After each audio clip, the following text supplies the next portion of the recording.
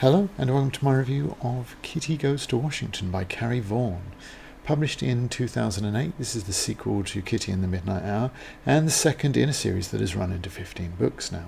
Remembering very little about the original, apart from that I rather enjoyed it, I dived straight into this one. The plot: with the kitty cat well and truly out of the bag, the Senate holds a committee to look into what is called paranatural biology, and Kitty, as a semi-famous and out werewolf, is called to testify. Arriving in Washington, she is accosted by Alette, the head vampire of the parts, discovers a hippie commune of variables, and sits around the Senate a fair bit watching Senator Duke, one of those American religious nut cliches, trying to raise a little bit of Christian ire. She discovers the government has been funding a secret lab to investigate the werewolves and vampires, and for some reason she considers this a good idea, because test subjects in laboratories traditionally do so well out of it. There's a subplot about a cult, which should have been the main plot, a TV psychic, and a couple of kind of betrayals along the way, one of which is staggeringly predictable. And I will warn you ahead of time, but in the course of this review I'm going to talk about the ending, so look for that warning when it comes if you'd rather not know. As I said earlier, my memory of the first book is not great, but I remembered it being pretty good. Certainly not outstanding, but enjoyable, and definitely something that I would happily recommend to people that like the Dresden Files or Buffy the Vampire Slayer and its extended universe, or the Sookie Stackhouse series, and Charlaine Harris is even on the cover of this promoting the book. Kitty Goes to Washington, like The Midnight Hour, is written from Kitty's perspective in what is a very typically modern style.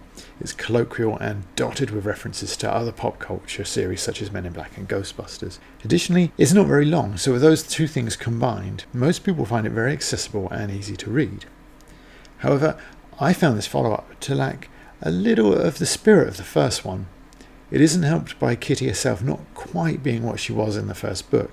It is understandable that she would have been changed by events, and that this is a book and a series about her trying to find her place and understand who she is, but the basic core of that should be consistent. I'll explain. The first scene is strangely awkward. It dives straight into Kitty doing her show, but she seems cynical and bored, and in 7 pages all of her callers are cranks or time wasters. What we could really use is a touch of the old empathy, but this scene does nothing for the plot apart from establish that she still runs the show and is now jaded by it. How about a little subplot? Talking someone out of going to Elijah Smith's commune, for example, would have reintroduced that thread of the story a little earlier, and one genuine caller, if Kitty was dismissive of them, would really establish that the new Kitty is a darker, more cynical Kitty. But in truth, I don't think that Vaughn was even trying to paint Kitty in a darker light. It's just a poorly constructed opening, and remembering her as a likeable, caring and compassionate person from the first book, I found it sad that someone who might have started the series here would see her in this light first. Kitty in The Midnight Hour was full of empathy for people who were struggling or in trouble.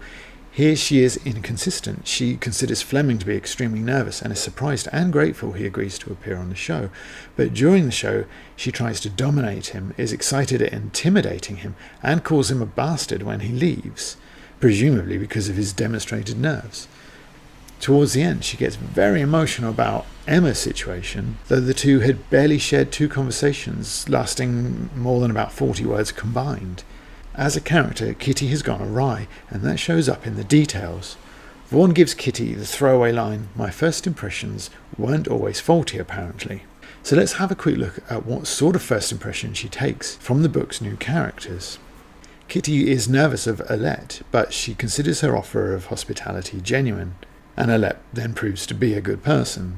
Fleming offers no judgment of his character beyond that he's nervous. Kitty dislikes Leo immediately. Kitty is immediately attracted to Lewis and wastes no time in forming a relationship with him. Miles calls him trustworthy later on. Kitty says Ahmed makes her feel safety and protection. Roger is a little bit difficult because Roger invades her personal space immediately, and Kitty's anger is completely justified. With Fritz, Kitty is the only person who tries to communicate with him or is interested in his story. Kitty thinks Jeffrey is a fraud based on his TV persona, i.e. it's not personal experience, and the two rapidly become friends. So basically the line, "My first impressions weren't always faulty apparently," should read, "My first impressions are very rarely faulty." But Kitty observes that Alette has a wonderful melodic British accent, don't we all? But Leo's accent is lighter, a bit more drawling. These two things are probably mutually exclusive, but we can safely assume that Leo has lost his home accent or is affecting some RP because we later learn that he is from Leeds, and few people would describe many northern accents as light, accustomed as we generally are to RP and estuary English. It's possible that Vaughn has just picked a UK city at random here, I think. After a caller asks if Gulf War syndrome can turn someone into a vampire, she muses, "Sometimes I had absolutely no idea how I got into these discussions," apparently forgetting the microphone in front of her, and that she's currently on the air, and that these discussions are her job. Something she reminded the narratee of earlier in the book. "I just had to ad-lib. That's why the phone lines were so great. Somebody was always willing to make an ass of themselves on air. Presumably a were-ass, because we also learn there are were-jaguars and were-bears in this universe. The inconsistencies continue unabated. Kitty says Leo is all about bravado, and that doesn't fit at all with her earlier description of him fighting. As a man, Leo didn't look like much, didn't look strong enough to break a man's neck, but he was a vampire with strength and speed that were blinding.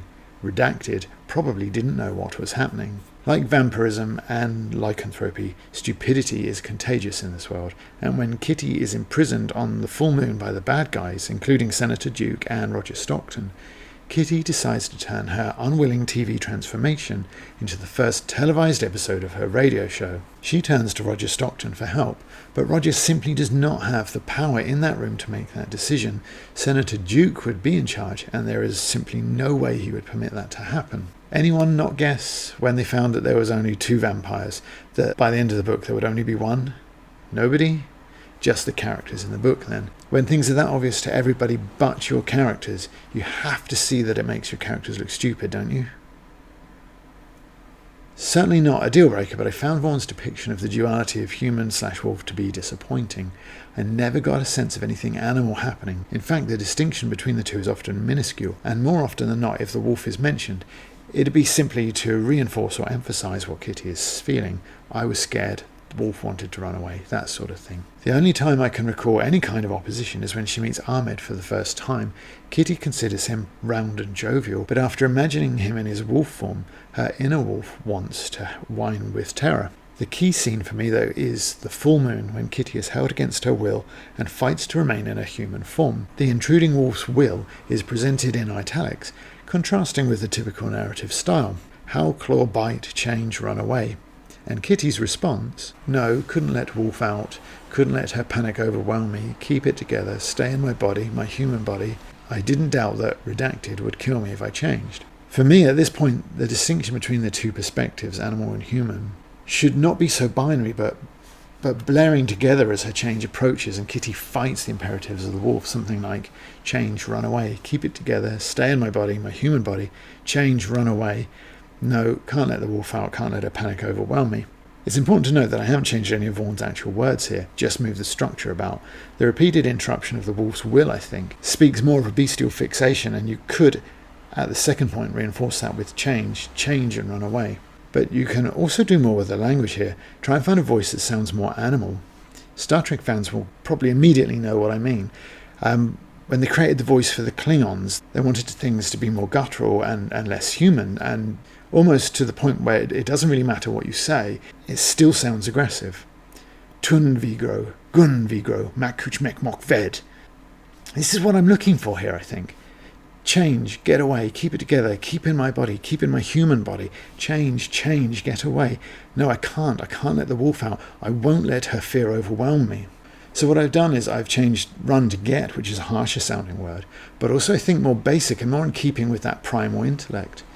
This stay I'd changed to keep, again a harsher sounding word. The third part I've also changed, keep in my human body, an expansion of the previous thought, exactly as Vaughn was doing it. I've got the keep again, creating a pulse with the anaphora to make it seem more urgent, while at the same time these 3 sections increase in length, and the reintroduction of that human element shows that Kitty is fighting her animal self, reminding herself she's human first, wolf second. In the second stanza, I've reintroduced the subject of the clauses elided by Vaughn. Again, it's a short phoneme. It can sound aggressive, especially paired with the sharp K's, which we have here. I can't. But it's also suggestive of a mantra. I am human. I am human. And again, you see this lengthening of clauses as she struggles to remind herself that she is human. And at this point, we lengthen from the most basic imperative here to a compound sentence here. The basic and the bestial then are giving way to the complex and the human, because at this point Kitty succeeds in keeping the wolf at bay. You'll also see that I've changed can't to the softer word won't at the end, won't being more suggestive of free will. I mean, you could also make this more explicit and use the full will not. I've also removed panic with its sharp C here in favour of a softer sounding fear as the urge to change passes and the animal pressure reduces. You could use terror if you wanted to be more emphatic. But instead of this exploration of beast and civility, we get lines like this. I tried not to think because thinking made me scared and angry. I could go into the second passage as well, where the same thing is at play, but I think I made my point, and I honestly don't wish to labour it, because this book, it isn't awful. I just wanted a bit more, really. In all honesty, with the evidence demonstrated over and over in the novel, I think even this alliteration here is by accident. And I think that because in the middle of the climactic fight scene, we get this. He flew at us. In retrospect, he probably only launched himself, springing at us with the energy of frustration and determination, but he did it so fast he might as well have flown.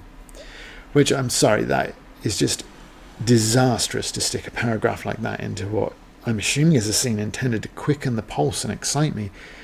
This can only have the opposite effect.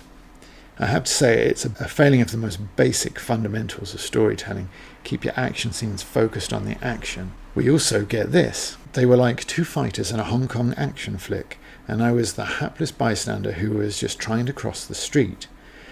Now, I actually don't mind this because it's quirky and it's fun, and it helps Kitty seem personable, which, particularly the opening of the book, isn't quite as apparent in this novel as it was in the first. But there is a time and a place for this, and the middle of your big fight scene is neither. But then Vaughn also derails two other important scenes by sending Roger off to get more equipment while everyone else just stands around waiting for him to come back. Now, this is the point I'm going to moan briefly about the ending, so if you want to avoid spoilers, just slide the timer to the point that's indicated on the screen. 3, 2, 1. About 2/3 of the way through the book, Kitty's transformation into her wolf form is broadcasted on TV. Basically, there is now televised proof of werewolves and presumably vampires. The outcome of this earth-changing event is that the Senate committee decides it's better just not to do anything but to let them live as they are in secret. Absolute nonsense. Everybody with a terminal disease will be desperate to be a vampire. Conspiracies will be going crazy, goths will be staked on the street, gun nuts will be making silver bullets and shooting anyone who hasn't shaved for a week. As will the trophy hunters. It's already alleged that the military wants to weaponize these abilities. They're not just going to turn a blind eye to it, and neither is anybody else. Once this cat is out of the bag, it simply isn't going back in. And the Senate's cop-out is ridiculous, because they acknowledge that vampires and werewolves exist, and they just go, don't worry about it. I'm pretty sure that the president would override that precisely 1 second later, but even worse, they had an out already, having interviewed a special effects expert who'd worked on a werewolf film. I mean, his presence earlier served no purpose whatsoever, but it did give Vaughn and her committee the chance to say the video was fake, part of an orchestrated hoax by Kitty to boost her ratings and Fleming, who wanted funding for his research. None of it was true. We're shutting it all down. Bang, let's get on with our lives. I would have accepted that ending even if I didn't like it much, because to basically wash your hands of the whole book is cheap and it's weak. If your story has no consequences, then what is the point of reading it? With 13 more books in the series, this strikes me as like a weekly serial, something like, again, Star Trek, where the episode is about something but it has no bearing on the wider series because the format needs to be unaltered for the series to continue. This book should have been about Smith and his cult. The scene where Kitty is almost sucked into it is one of the best in the book. All of this Washington Senate Committee stuff should have been saved for later in the series, when the consequences of the public revelation that the supernatural is real can actually lead to something important rather than just be brushed under the carpet and ignored. In conclusion, I really enjoyed Kitty in the Midnight Hour. I used to like the TV show Midnight Caller, and I loved Buffy the Vampire Slayer, and it was an entertaining mix of the two. Kitty herself was full of empathy for those less fortunate, and the exploration of the werewolf pack was also interesting. This book unfortunately does not reach those same heights. Kitty is harder to like here, hampered by being obnoxious and dismissive to a handful of callers and guests in the first 30 pages. While Vaughn clearly wants Cormac to be a big deal in the series, he has so little to do here that his small role should have been given to Ben or even Roger. The subplot involving the cult is over far too quickly, and the main plot is half as interesting. The introduction of the government as an adversary, as well as the extra paranormal creatures such as were-everythings and psychics and fairies, seems like it might also have been introduced over a number of books rather than wedged into a single one. I'd still like to have had a more in-depth exploration of the existing lore, the vampires and the werewolves, rather than a flood of new concepts. The narrative voice, very modern, very easy to read, is kind of sterile for a book about fanged clawed and hairy monsters. And although the back cover claims that this is action-packed and funny, that simply isn't true, and the main action set piece is actually quite low-key and bungled slightly in its execution. In short, I thoroughly enjoyed the first book, and recommend it to Buffy, Dresden and Supernatural fans everywhere. However, only some of that charm has been carried over to the sequel, which may well be enough for some fans to enjoy this one too, but this is my exit point for this series. Thanks for watching. Don't forget to leave me your thoughts in the comments, and join this and every discussion by subscribing and ringing the bell. I look forward to hearing from you, and the next review will be up in a few days.